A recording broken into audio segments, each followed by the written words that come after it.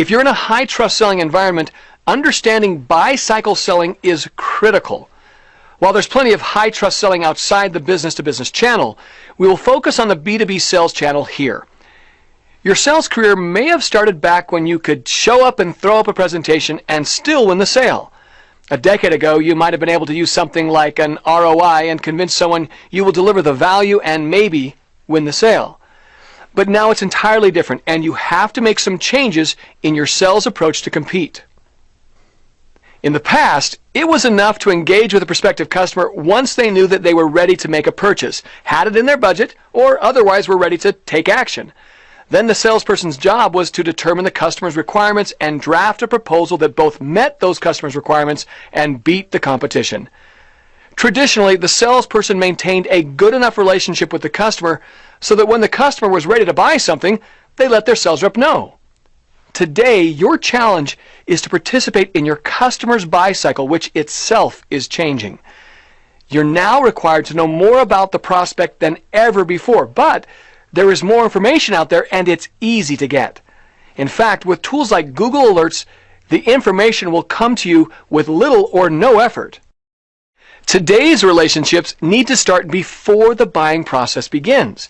They need to go higher, right to C level. This is the level where strategic buying decisions are typically made, and if you're involved in the sales process earlier, you have greater access. At this level, the language is all about value. Decisions to buy are about your product or service's economic impact on your prospect's financial statements. If you understand this and execute it well, your sales will become much easier. They need to go deeper, where you migrate from salesperson to trusted advisor, and wider to where you need to deal with all the stakeholders such as IT, finance, operations, or manufacturing. You're now required to know more about the prospect than ever before. And fortunately, there's more information out there and it's easy to get. In fact, as I said before, with tools like Google Alerts, the information will come to you with little or no effort. Once upon a time, your approach could be prospect, qualify, approach, analyze needs, present, handle objections, close, and follow up.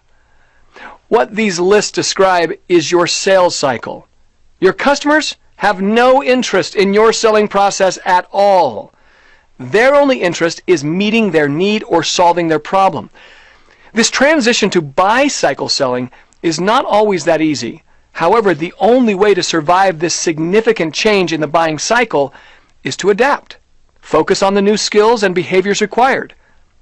We will teach you to use technology and information tools to give you an edge.